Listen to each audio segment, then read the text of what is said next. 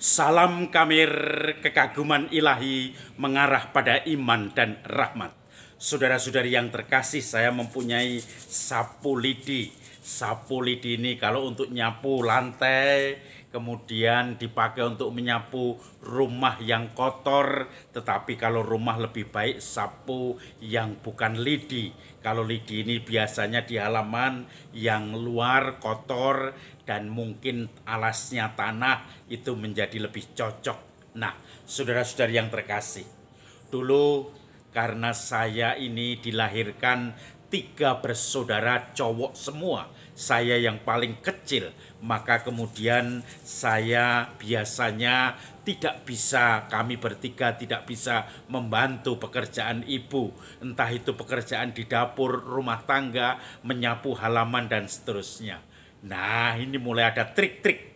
Kalau disuruh ibu, disuruh menyapu halaman, ya nanti saya saja, saya bereskan. Yang lain juga saya bereskan, yang lain saya bereskan. Tapi tidak pernah dilaksanakan. Nanti kalau ibu mencari, kemana semua ini? Kami sudah asik dengan mainan sendiri-sendiri, jauh dari rumah dan tidak bisa dipanggil lagi. Maka ibu lagi, sekali lagi, yang bekerja di halaman, menyapu halaman. Padahal halaman rumah kami itu lumayan luas sehingga ibu sering capek untuk menyapu halaman. Belum menyapu dalam rumah, belum pekerjaan dapur, semua dikerjakan ibu. Kami anak-anaknya bertiga cowok semua, kalau disuruh ya nanti saya kerjakan, tetapi tidak pernah dikerjakan. Ini mengingatkan lagi Injil hari ini. Yesus mengatakan, bukan orang yang diselamatkan nanti, bukan orang yang berteriak, Tuhan, Tuhan, tetapi mereka yang melaksanakan kehendak-Ku. Kamu mungkin berkata, Tuhan, aku mengenal Engkau. Tuhan, aku sudah bernubuat dalam namamu. Tuhan, aku sudah berbuat baik dalam namamu.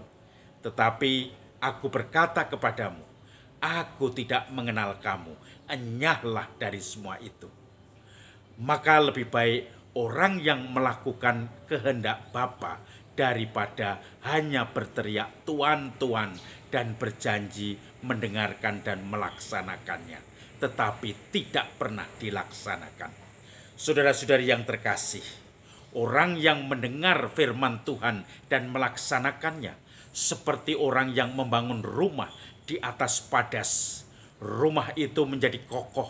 Ketika badai datang, banjir datang, semua menggoncang, rumah itu tetap kokoh karena didirikan di atas wadas. Tetapi rumah yang didirikan di atas pasir itu seperti orang yang mendengarkan sabda Tuhan tetapi tidak melaksanakan.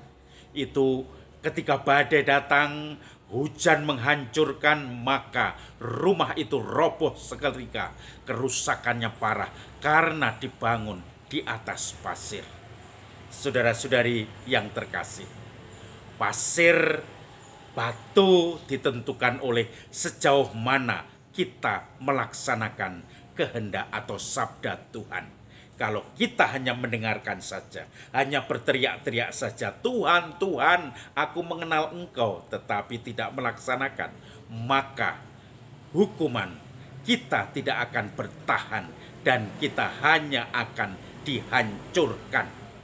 Saudara-saudari yang terkasih, saya mengenal ada seorang yang sungguh-sungguh hidupnya dalam keluarga kecilnya berantakan.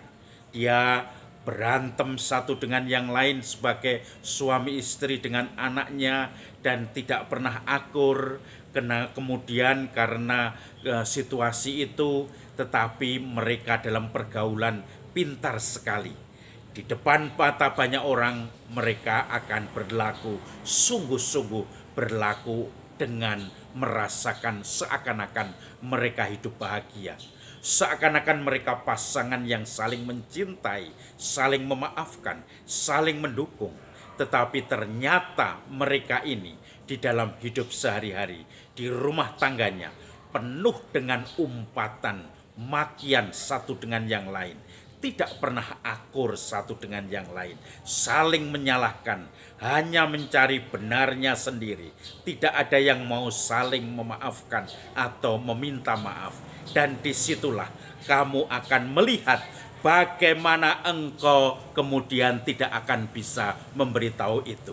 Maka saudara-saudari yang terkasih, saudara, keluarga itu menjadikan keluarga yang tidak bisa melaksanakan kehendak Tuhan, tetapi hanya mengatakan aku akan melaksanakannya.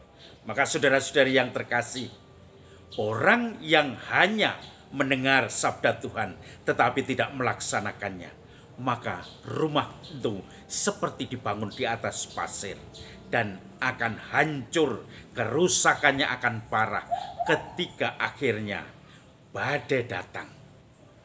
Mari kita mencoba membangun rumah kita dengan beralaskan wadas yang kokoh, dengan mendengarkan dan melaksanakan kehendak Tuhan.